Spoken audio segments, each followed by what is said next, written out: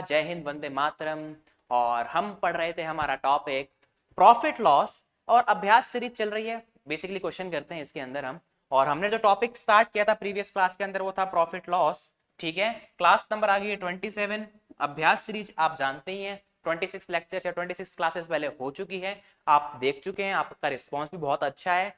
और fall in love with mathematics ये इसकी टैगलाइन है, छाप दो। एंड थैंक यू, क्योंकि सब्सक्राइबर्स जो हैं वो 600 प्लस हो चुके हैं, तो उसके लिए बड़ा सा थैंक्स है आपको। इसी तरीके से आगे हम और भी आप लोगों के लिए चीज़ें करेंगे, बस आप अपना ये जो प्यार है, स्नेह है, ये यूं ही बनाए रखें। ठीक है, बात करते हैं इनकी बाद में, क्वेश्चन के ऊपर बढ़ते हैं सीधा। 6 नंबर क्वेश्चन है यहाँ पे, क्योंकि हम 1 to 5 प्रॉफिट लॉस की पहली क्लास में कर चुके हैं। 6th क्वेश्चन क्या कह रहा है? A person beard a loss of 20% by selling 90 ball pens at 160 rupees. How much ball pen of RS96 he should sell so that the profit will become 20%? तो सबसे पहले तो मुझे उसकी एक्चुअल प्राइस निकालनी पड़ेगी कि भाई एक्चुअल प्राइस कितनी है पर पेन की। तो सबसे पहले तो उसको लॉस कितना हुआ है 20%, और रुपीस कितने हैं 160। तो लॉस हमेशा किस पे आता है? सीपी पे आता है।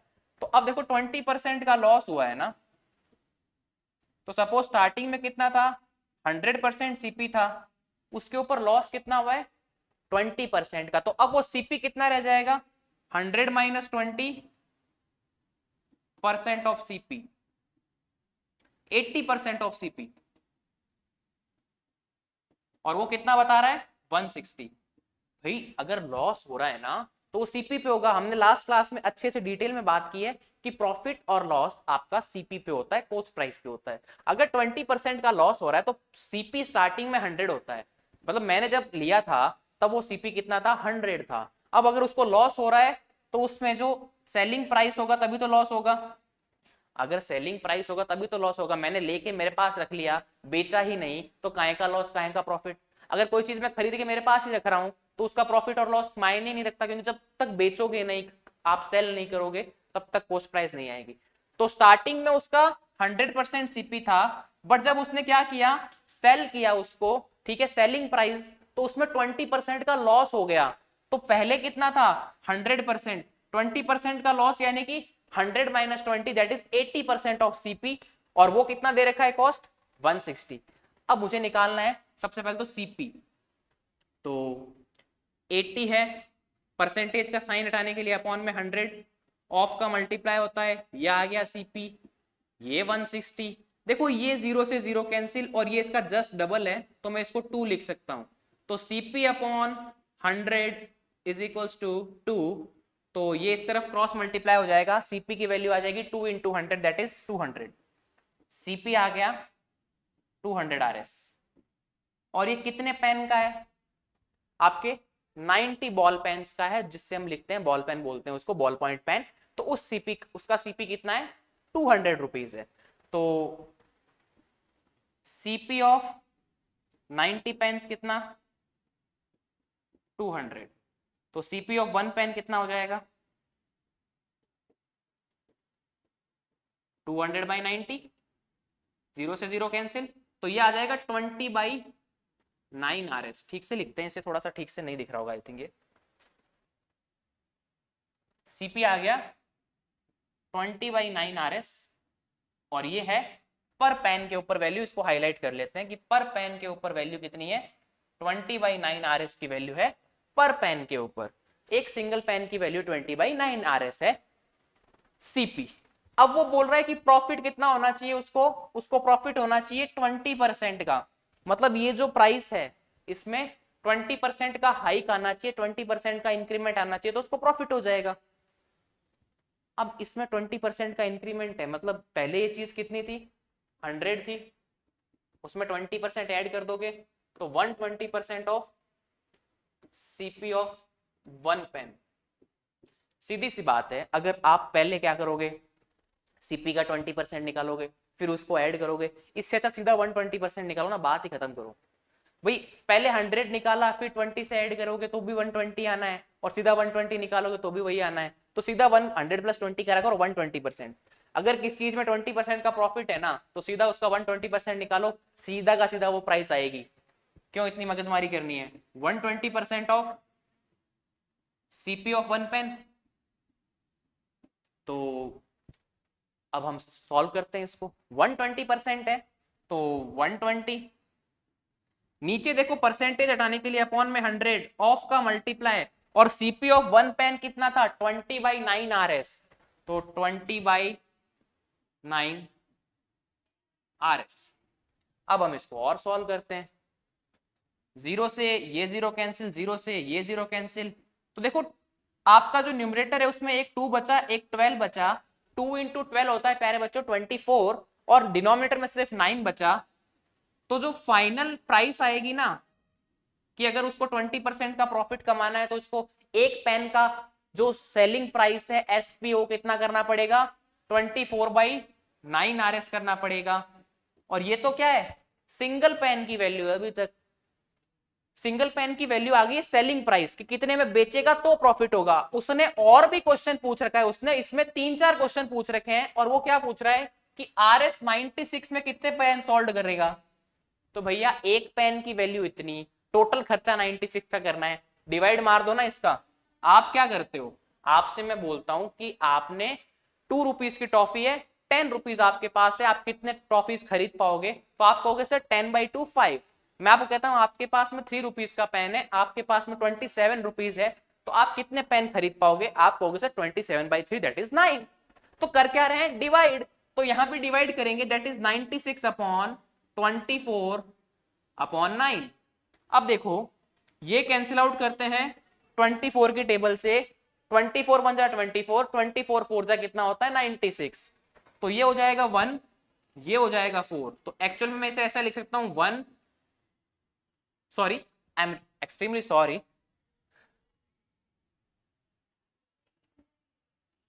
1 तो ये होगा ना, 24 1 जा 4, और ये इस तरीके से, तो 4/1/9। अब देखो ये जो 9 है ना, ये यहाँ ऊपर जाके मल्टीप्लाई होता है, आपको पता ही है। ये बड़ा वाला अपॉन है, बड़ा वाला डिनोमिनेटर है, तो ये जो 9 होता है ना, ये ऊपर चला जाता है, ये चीज आपको पता है। तो मैं इसको लिख सकता हूँ 4/9, और अपॉन में 1 लिखो चाहे नहीं लिखो एक ही बात है। और 4/9 कितना होता है प्यारे बच्चों? बोलो 36। तो 36 पेन्स को सॉल्व करेगा वो। Option number A is correct. ये क्वेश्चन बहुत ही अच्छा था। I personally like this question, love this question. ठीक है, मैंने भी अभी पढ़ा है इसको, पहले नहीं देखा था। अच्छा क्वेश्चन था ये, जवाहर नवोदय में आया है, but this question is just like RIMC। Feel दिलाता है RIMC की ये क्वेश्चन। तो RIMC वाले बच्चों, ये क्वेश्चन हो रहा है क्या? अगर देखते संग ये क्वेश्चन बन रहा है तो RIMC की तैयारी जबरदस्त है। और अगर देखते संग क्वेश्चन नहीं बन रहा है, थोड़ा सा सोच विचार के बाद बन रहा है, तो भी ठीक ठाक तैयारी, अच्छी खासी तैयारी मान सकते हैं। कुछ बार कई बार क्वेश्चन नहीं बनते हैं, लेकिन अगर कुछ भी समझ में नहीं आ रहा है तो डामाडोल स्थिति है। 7th क्वेश्चन है, द प्राइस ऑफ अ बनाना, एक बनाना की प्राइस इतनी है, एक एप्पल की प्राइस इतनी है। What will be the price of 4 dozen bananas and 3 dozen apple? सबसे पहले तो ये बताओ कि 4 डजन बनाना है, तो एक डजन बनाना की कैपिटल या पैसा कितना होगा? 12 इंटू 2.25, क्योंकि एक डजन में 12 बनाना होंगे, तो 12 इंटू 2.25। 12 को करोगे तो कितना आएगा प्यारे बच्चों? 24। और 0.25 को करोगे तो कितना आएगा? देखो ऐसे कर लो इसको,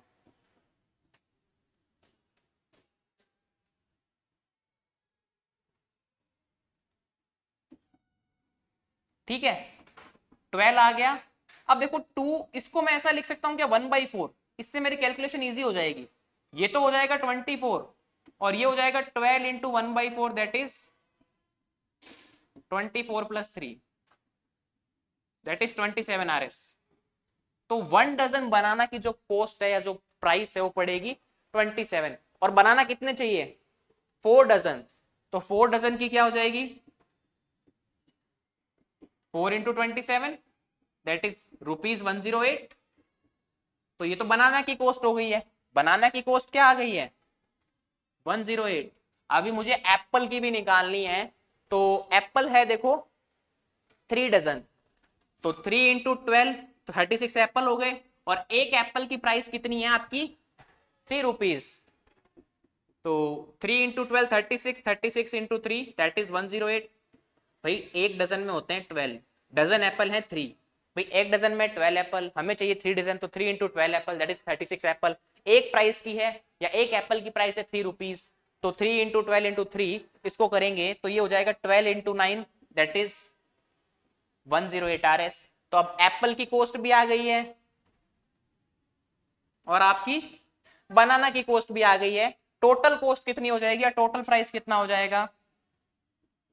टोटल प्राइस आपका एप्पल प्लस बनाना होगा दैट इज 108 प्लस 108, इसको लिख सकते हैं 216 RS।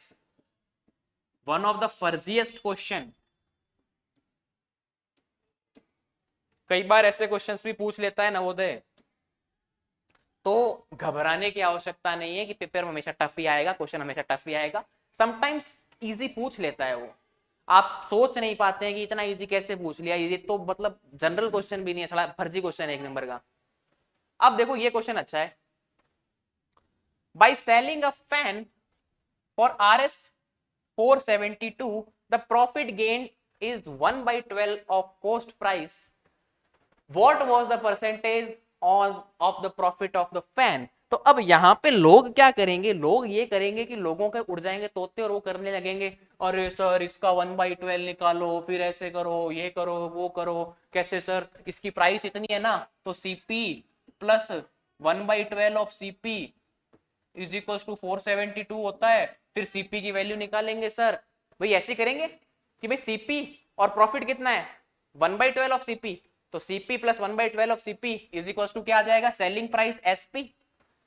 भाई CP में जो प्रॉफिट आएगा वही तो सेलिंग प्राइस आएगा, प्रॉफिट तभी तो होगा कि भाई जो सेलिंग प्राइस है वो CP और प्रॉफिट का सम होगा। आप ऐसे करके CP निकालोगे, लेकिन ये करने की जरूरत ही नहीं है, उसने प्रॉफिट परसेंट पूछा है, तो प्रॉफिट कितना हो रहा है, प्रॉफिट परसेंट का फॉर्मूला होता है बच्चों प्रॉफिट अपॉन CP इंटू 100।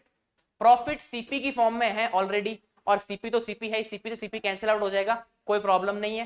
तो अब देखो प्रॉफिट है 1/12 ऑफ CP, तो 1/12 ऑफ CP अपॉन में भी प्यारा सा CP इंटू 100, CP से CP कैंसिल हो जाएगा तो ये आएगा 100/12। कहानी ही खत्म है, इतना ही आंसर है, इसको सॉल्व कर लो। ये सिर्फ इतना ही क्वेश्चन पूछा था, ये तुम्हें सिर्फ और सिर्फ बहकाने के लिए दिया था कि तुम है ना बहक जाओ, इधर उधर चले जाओ और क्वेश्चन सॉल्व नहीं हो। ये सिर्फ और सिर्फ एक ट्रिक किया था उसने, क्वेश्चन ने, एग्जामिनर ने, कि तुम्हें बस ये दे दिया। बाकी इस लाइन का अगर ना भी मतलब हो ना, कोई दिक्कत नहीं है, ये 472 अगर वो ना भी देता तो भी आंसर उससे ही निकलने वाला है, इसकी कोई यूटिलाइजेशन नहीं है। तुम CP निकाल के करते फिर 1/12 निकालते, फिर भी तो ये लगाते हैं ना, पहले CP निकालते फिर CP का 1/12 निकालते, CP कट रहा है, कैंसिल आउट हो रहा है, क्या दिक्कत है। 100/12 को अब तुम सॉल्व कर लो, 4 की टेबल से कैंसिल करते हैं इसको, तो ये आ जाएगा 25/3। तो आंसर कौन सा बनेगा इसका, 100/12 तो होगा, ओके 25/3 आना चाहिए इसका आंसर, दैट इज 8/1/3। ये 18 नहीं होगा, 8/1/3 होगा यहाँ पे, ये वाला ऑप्शन करेक्ट होगा, 8/1/3% आएगा।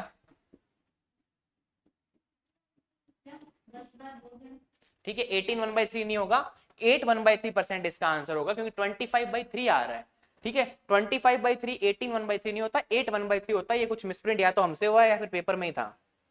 ठीक है हमसे भी हो सकता है या हो सकता है पेपर में मिसप्रिंट आया हो, तो कोई दिक्कत नहीं है, आंसर इसका ये होने वाला है। और परसेंटेज आएगा यहाँ पे सब में, वो भी आप लगा लें, तो सी वाला ऑप्शन इसका करेक्ट हो जाएगा।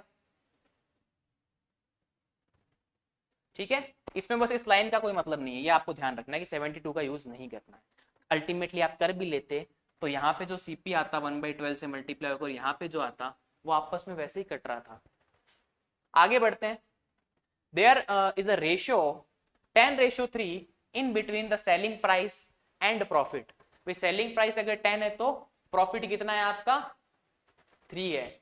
What was the profit percentage on selling price of product, कि भाई प्रॉफिट का परसेंट क्या है सेलिंग प्राइस ऑफ प्रोडक्ट के बारे में बात करें तो देखो क्या बोल रहा है, what was the profit percentage on selling price of the product. देखो प्रॉफिट और इसमें लॉस में कितनी बात चल रही है, इनकम्प्लीट इंफॉर्मेशन है यहाँ पे। इनकम्प्लीट इंफॉर्मेशन क्यों है यहाँ पे, क्योंकि अब देखो यहाँ पे एक तो होता है इनकम्प्लीट इन्फॉर्मेशन, एक है 36%, एक है 40 और एक है 42, 6/7, ये 4 ऑप्शन आपके पास में है। अब आपको यहाँ पे देखना पड़ेगा कि भाई कैसे निकलेगा।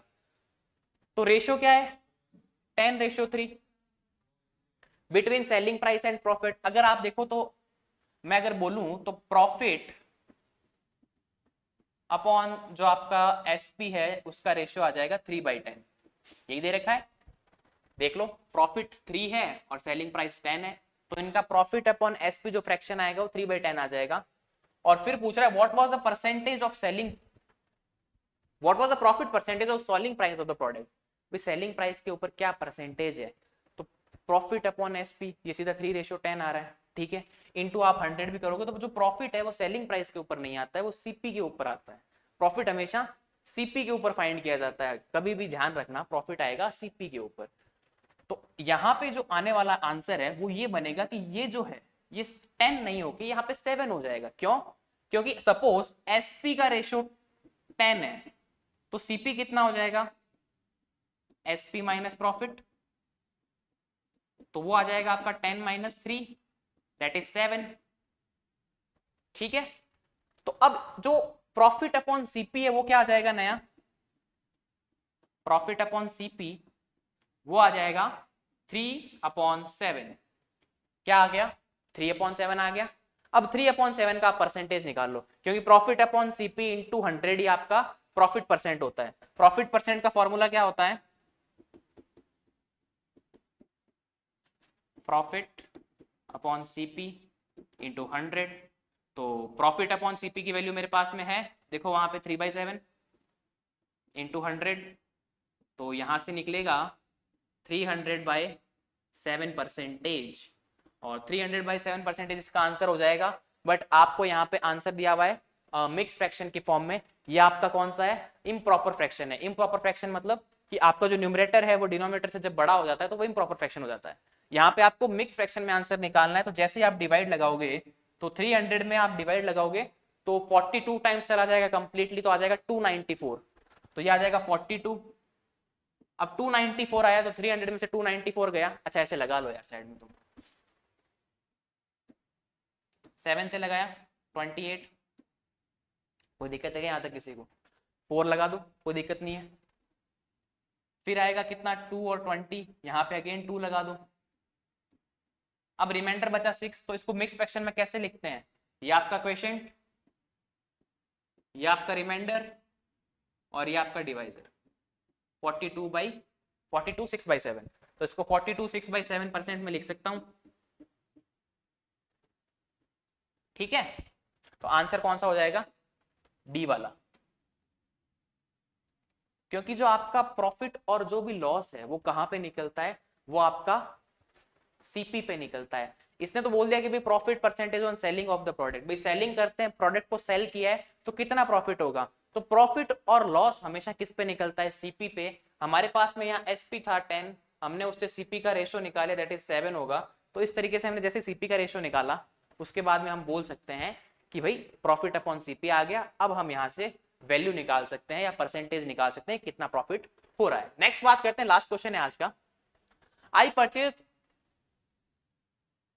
अच्छा ये 1 डजन है, 1 dozen pencil at the rate of 5 पैसे पर pencil, for how much should sell a pencil to make 20% profit. मतलब कि 1 डजन पेंसिल खरीदिए 5 पैसे के ऊपर।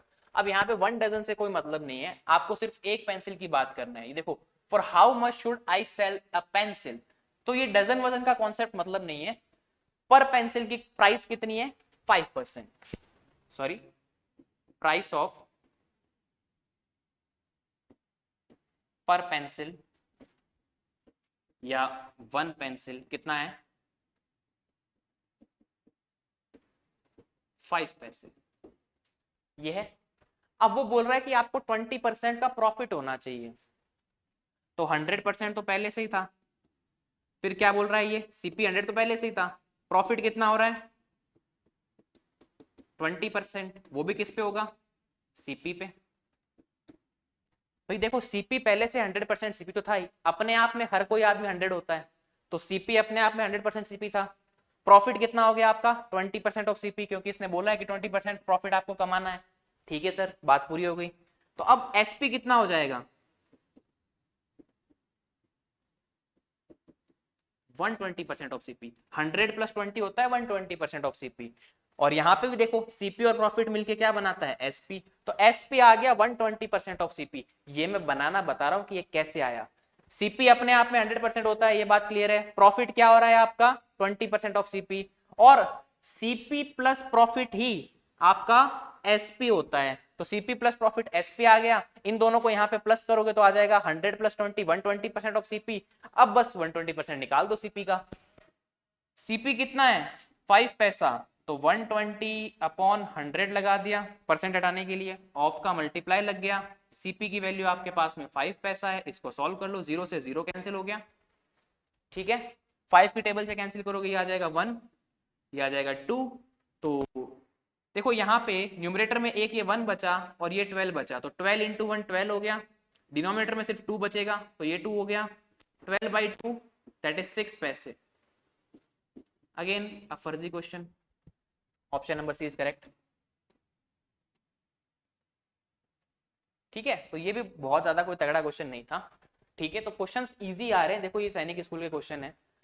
इसमें जो क्वेश्चन अच्छा था वो क्वेश्चन एक ये था कि ये वाला क्वेश्चन थोड़ा सा ठीक था कि भाई इसमें आपको एसपी दे रखा है। बहुत से लोग क्या करेंगे, ये तो चलो ऑप्शन ऐसे नहीं थे, या वो इनकम्प्लीट इन्फॉर्मेशन मार के आ जाएंगे, वो सीधा 10:3 ये 3/10 इंटू 100 करेंगे और 30% लगा के आ जाएंगे। वो ऑप्शन उनको दिखेगा नहीं, वो ये वाला ठोक के आ जाएंगे, तो वो गलत हो सकता है। और RIMCL तो 30% पक्का करके आने वाले थे इसको। ये क्वेश्चन ईजी है, बस इसमें आपको ये ध्यान रखना है कि ये वाला क्वेश्चन हमें ये नहीं करना है कि भाई 472 का यहाँ पे कोई लॉजिक नहीं है, कोई वैल्यू नहीं है। एंड ये भी इजी था, ये तो सबसे इजी क्वेश्चन आज का यही था। और ये अच्छा क्वेश्चन था, RIMC लेवल का क्वेश्चन था। तो यहाँ पे अभ्यास सीरीज फिनिश होती है। 27th वीडियो आपका फिनिश है, कंप्लीट हो चुका है। मिलते हैं नेक्स्ट क्लास में, प्रॉफिट लॉस ही पढ़ेंगे। तो तब तक के लिए अपना और अपने परिवार का विशेष ध्यान रखें। डेंगू वेंगू फैल रहे हैं, तैयारी वैयारी करते रहें, और ध्यान रखेंगे तो एग्जाम के अंदर दिक्कत नहीं आएगी, क्योंकि अब बीमार पड़ गए तो प्रॉब्लम हो जाएगी एग्जाम के अंदर। तो मिलते हैं नेक्स्ट क्लास में, तब तक के लिए जय श्री कृष्णा, जय श्री श्याम, जय हिंद, जय भारत।